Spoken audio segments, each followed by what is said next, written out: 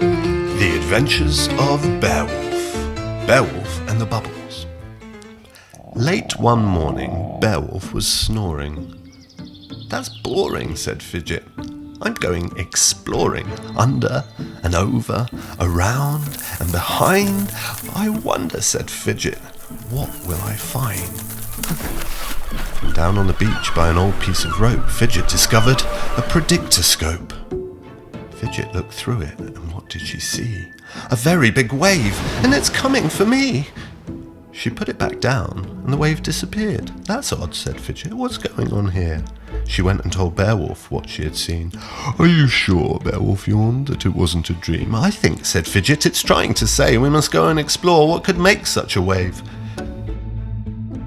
So together they sailed a night and a day, till they came to the Bouldress at Kiblubbin Bay. The Bouldress were belly-flopping into the sea to hunt at the bottom for clams for their tea.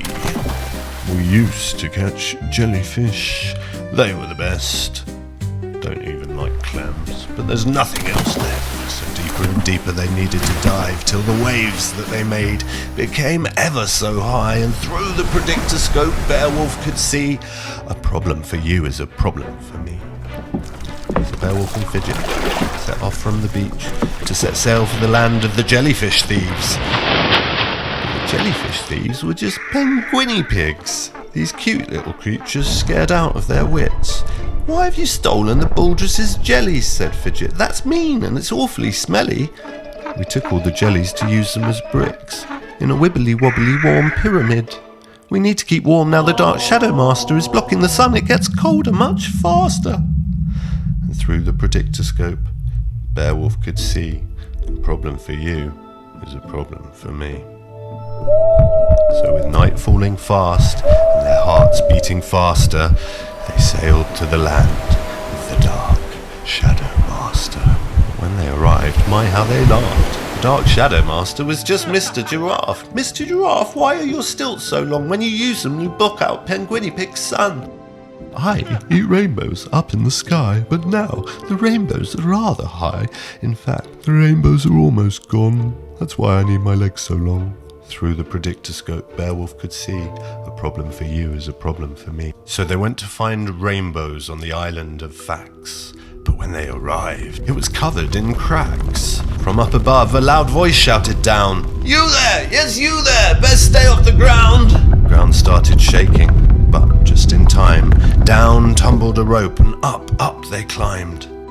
"So you stole the rainbow," said Fidget out loud. "Yes, sir. This professor must stay off the ground. See it rumble and shake with a terrible sound. Every building I've built ends up falling back down." Through the predictoscope, Bearwolf could see, "A problem for you is a problem for me." "Hey, my two friends, best not be slow. Take two of these rainbows wherever you go." So Fidget and Bearwolf hung on really tight, and with a 1, 2, 3, whoosh, they'd already arrived at Mole Island, a dark and earthy place, fact, full of moles in holes, wearing hard yellow hats. "Stop digging," said Fidget. "It's shaking the ground." "Well, what's it to you?" said a mole with a frown. "Your digging is causing all sorts of trouble. Our professor's new buildings are turning to rubble, so he's using rainbows to stay off the ground. So for Mr. Giraffe there are none to be found. And he's wearing stilts that are bigger than trees, and his shadow is making penguiny pigs freeze. So they're stealing jellies to build a warm place, but the jellies are Bouldress's favourite taste. Without jellies, the Bouldress must dive really deep to get clams that they don't even like for their tea. And the waves that they make are as big as the sea, and they're coming straight for us, Bearwolf and me. So please, Mr. Mole, don't be mistaken. It's all you're doing, this digging and shaking." The mole said, "Yes, well that may well be true, but before you accuse, pray tell what would you do? I'd be willing to bet that you'd dig some holes too, if you had to escape from them bubbles of doom." Them bubbles of doom? They sound really bad. What kind of a terrible monster makes that? Looking through the predictoscope, Bearwolf's jaw dropped. Who's that pouring bubble bath into his pop? And stirring and slurping and burping big bubbles. I think we have found who's been causing this trouble. Oh no, said Bearwolf, who could have guessed that blowing those bubbles could cause such a mess?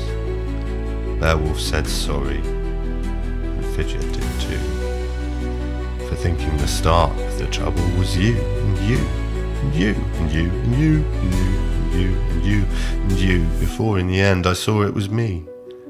Sometimes our own bubbles are the hardest to see.